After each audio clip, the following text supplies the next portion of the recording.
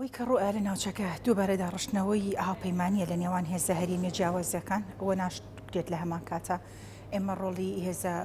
گەورە نێودەوڵەتیەکان پەراوێز بخەین ئەوەی کە هەیە لە نێوان سووریا لەگەڵ تورکیا بە چاودێری رووسیا ئەکرێ بە ئامانجی ئەوەی کە رووسیا بتوانێت هەژمونی خۆی بەرامبەر بە ئەمریکا لەگەڵ وڵاتانی ئەوروپی لە ناوچەکەیە بچەسپێنێ لەم ڕوانگەیەوە ڕۆڵی خۆی ئەبینێ لە ناوچەکەیە چەند میکانیزمێک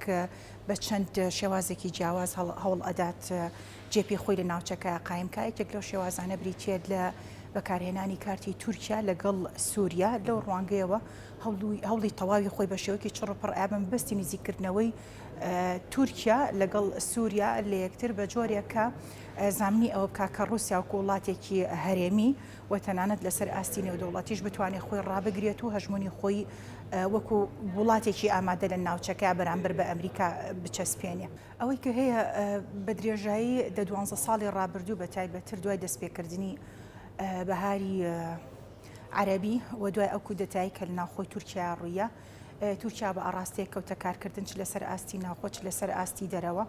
بە ئاڕاستێکی تەواو جیاواز بە ئاڕاستەیە کە زەبروزەنگی دەوڵەتی پێوە دیارە لەسەر ئاستی ناوخۆ نارەکانی خۆی بە هەموو جۆرێک پاکتاو کرد لە نێوانیانە حیزبە کوردیەکان لەسەرەوەی قایمەکە هەدەپە کەوتە پاکتاوکردنیان بەو شێوازەی کە خۆی بە گونجاوی ئەزانێ بە جۆرێکە لە ڕووی سیاسی لە ڕووی ئامادەیی لە ساحەی سیاسی تورکیا بیان سڕێتەوە لە هەمان کاتە لەسەر ئاستی نێودەوڵەتی بە شێوەیەکی چاوەڕوان نەکراو دوور لە بنەما و ڕێسا و یاسا نێودەوڵەتی و دابوو نەریتی نێودەوڵەتی و بنەماکانی نەتەوە یەکگرتوەکان خۆی هەڵقورتانە کاروباری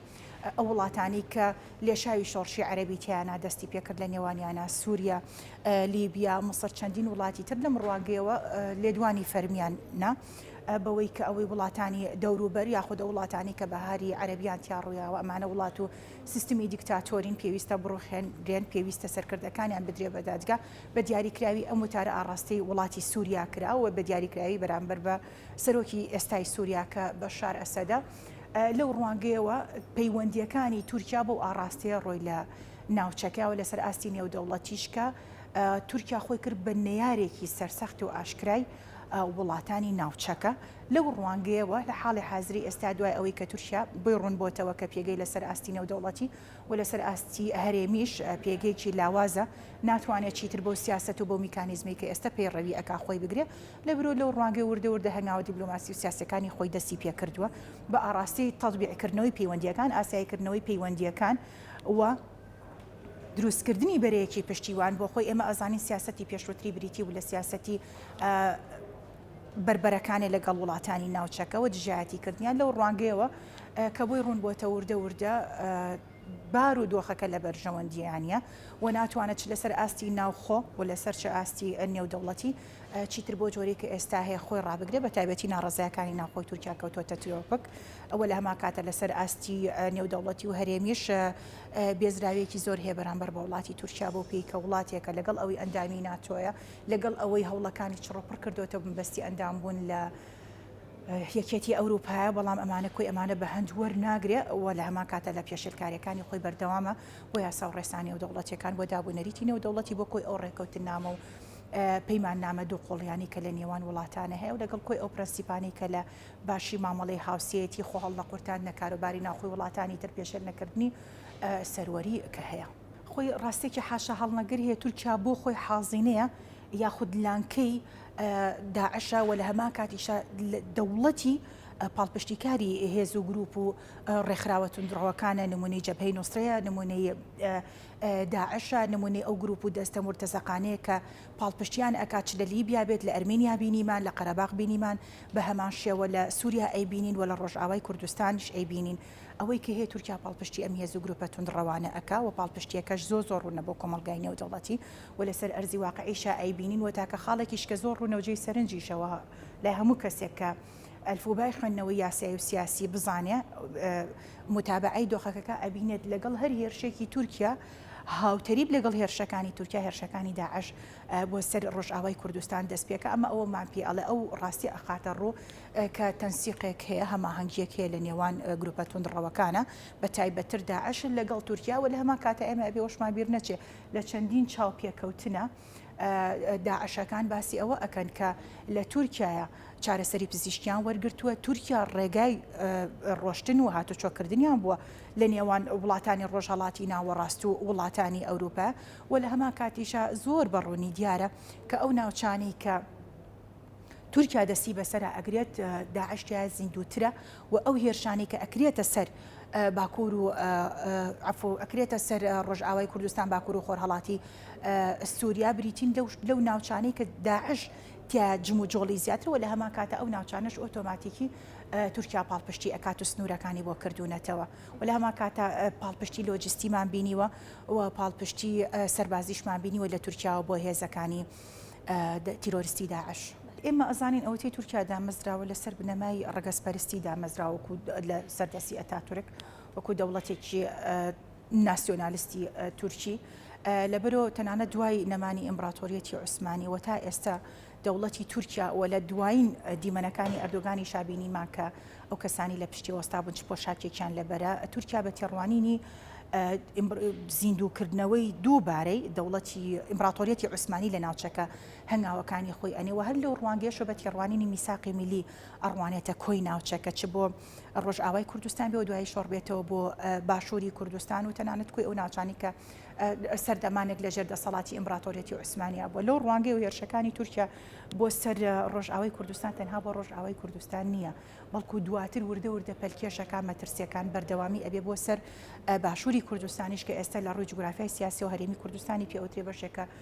لە وڵاتی عێراق و بە هەمان شێوە تورکیا بە ئێستاشەوە کە مامەڵە لەگەڵ ئەم دوو ناوچەیە ئەکا ئەم دوو زۆنە ئەکا لەژێر هەر بیانوویەکا بێت بە بیانووی ئەوەی کە ناوچەی ئارام دروست ئەکا لە کاتێکا خۆی لە بنەڕەتا ناوچەکانی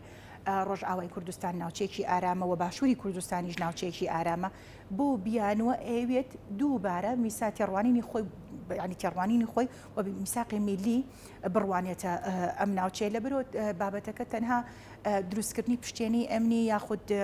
ڕاوەدونانی ئەو هێزانێنە کە بە تێڕوانینی ئەوان نەک بە تێڕوانینی ئێمە وەکو کورد کە ناوی ئەنی ئەمانە گروپی لە یاسا دەرچوون لە کاتێکا سەرجەمیان گروپی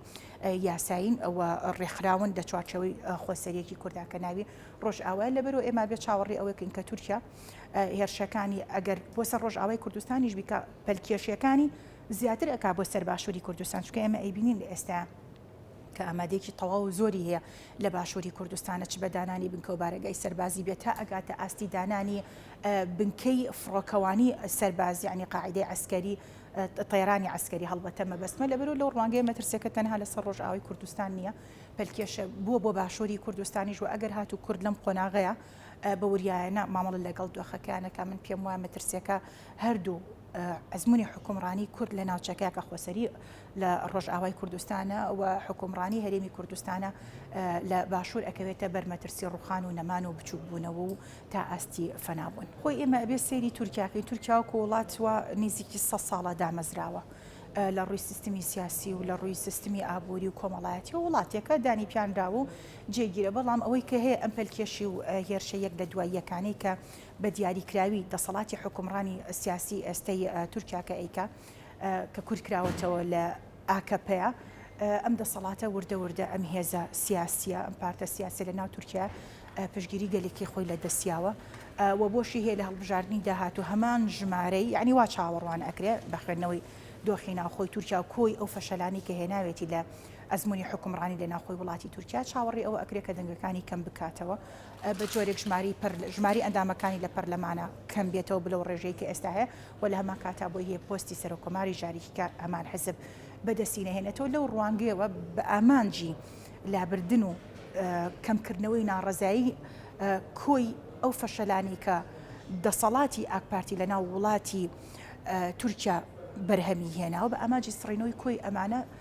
حکوومەتی ئێستای تورکیا بەڕابەتی ئەردۆغان هەوڵ ئەیات لە درەوەی سنوورەکانی خۆی کۆمەڵە سەرکەوتن تۆمار بکە بە ئامانج و بە هیوای ئەوەی کە گەلی تورکیا دووبارە متمانە بەم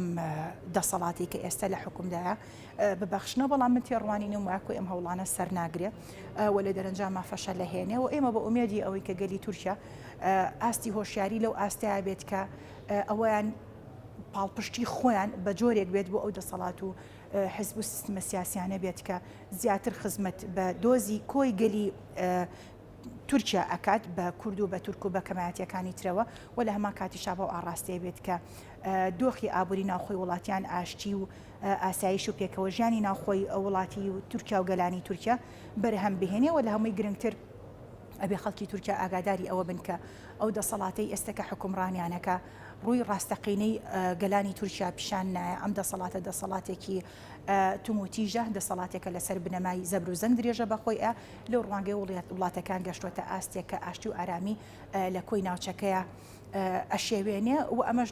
لە دەرەنجامە لێکەوتەکانی لە کۆتاییە لە ڕووی